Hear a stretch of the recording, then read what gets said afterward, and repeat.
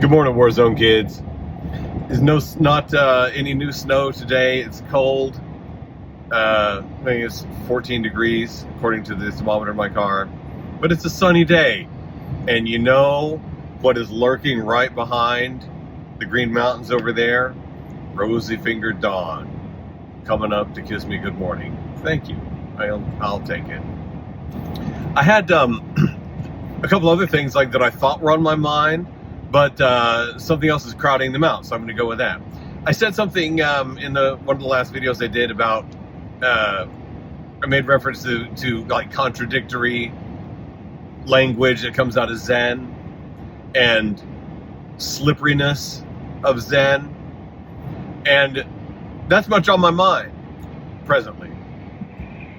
And you know, I studied philosophy in college. I have an undergraduate degree in ancient Greek philosophy from Boston University.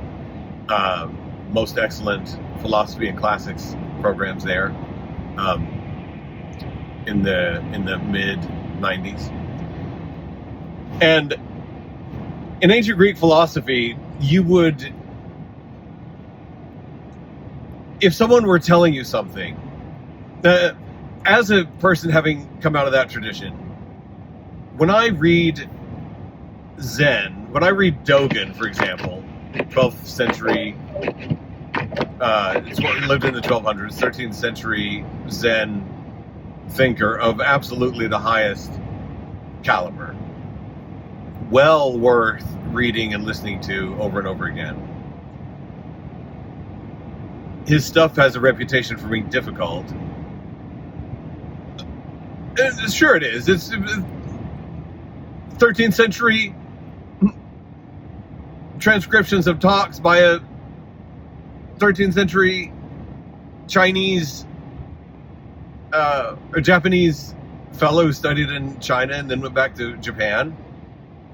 Why would that be the easiest thing in the world to read? On the one hand, that's true, for sure. On the other hand, there's gold at the end of the rainbow, and it also ain't that hard. These are what you're going to read when you read Dogen are mostly notes, or notes taken down from oral talks given to monastics in between sitting on cushions looking at the wall. Many of these were not PhD students in Buddhist philosophy. There's not such a thing. Not then, anyway. They were monastics.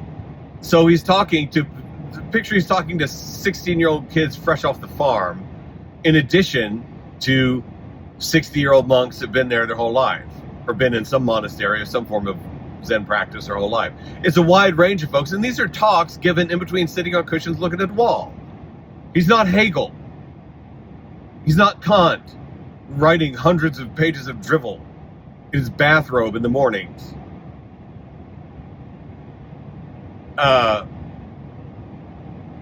He's Dogen talking to monks in between cooking rice, sweeping the floor, sitting on cushions, and walking in circles around the room. Okay, so it's not densely packed stuff like it's sort of made out to be. It's just full of rich, poetical, contradictory, slippery language. Does have a lot of references and imagery that are more immediately accessible if you're a Japanese person with the, who knew what all the imagery was of, dried skulls and withered trees, and like you read it, sometimes you can't tell. Is it good to be a withered tree or bad? And do I want to be a dried up dragon skull or do I not? But you read it and you get there. Anyway, the question that comes into the mind of someone with a background in Greek philosophy, such as I have, is what's Dogen writing? Is it a logos or a mythos? Logos and mythos. These are the two choices. If you're reading ancient Greek philosophy, if you're thinking in those terms. A logos, Logos, logos, same word as logic. Every science that has ology at the end of it comes from logos. In the New Testament, in the Christian Bible, in the New Testament, the Gospel of John begins, in the beginning was the Word, and the Word was with God, and the Word was God. It's NRK and logos. Logos means word. It is a concept in ancient Greek that's why people use the word, that's why I use the word logos right now, because it's a concept that does not map onto a single word in English. A logos is a logos. It means word. The word logos is a logos. It is a word. The word logos means rational account. Like, give me a logos of the atom. To a physicist, you might say. Give me a logos of the atom. Tell me all about it.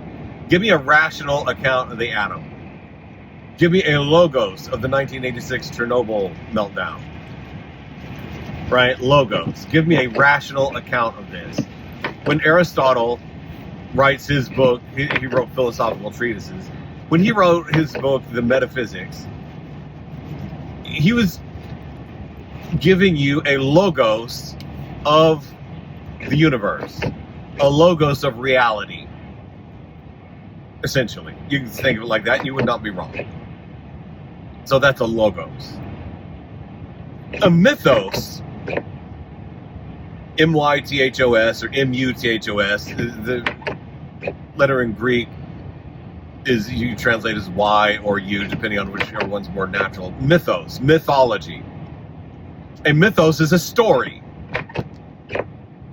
A story, not a logos. A logos is a rational account. A mythos is a story. Myths are stories, and you can get as deep as you want into, if you call something a myth, this does not mean to say that it is an untrue thing. It is a mythos. True is a weird thing to apply to a story. Is a William Faulkner story true? Is it true that in the beginning was the Word and the Word was with God and God was the Word? Well, you'd get in some deep waters there, because you would have some debate over whether that was a logos or a mythos, etc., like that, if you get my drift. A mythos is a story.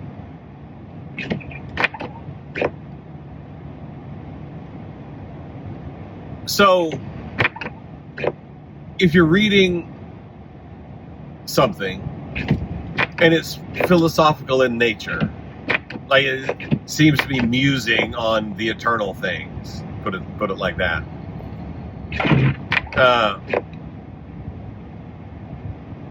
Is it a logos or is it a mythos?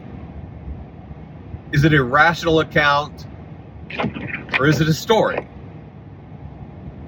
Which one is it? A rational account can be valid or sound. Those are words taken from logic, which comes from logos. The rules of giving rational accounts. You can say that is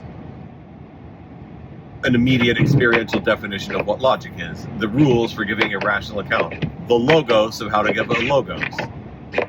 So when you read the Shobo Genzo, that's a collection of Dogen's talks and essays and pieces. Pieces is probably the best word. So pieces. I don't know what else they are. They're definitely pieces. Are these logoi or mythoi? Is that a logos or a mythos? Is it a rational account or is it a mythos? Is it a story?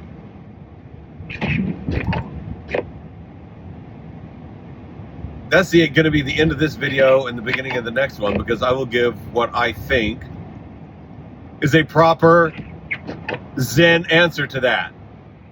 Dogen, are you writing a logos or a mythos? I believe that Dogen would say, moo!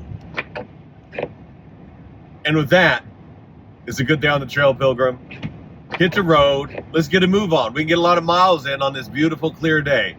It is cold, though, so wear your warm socks.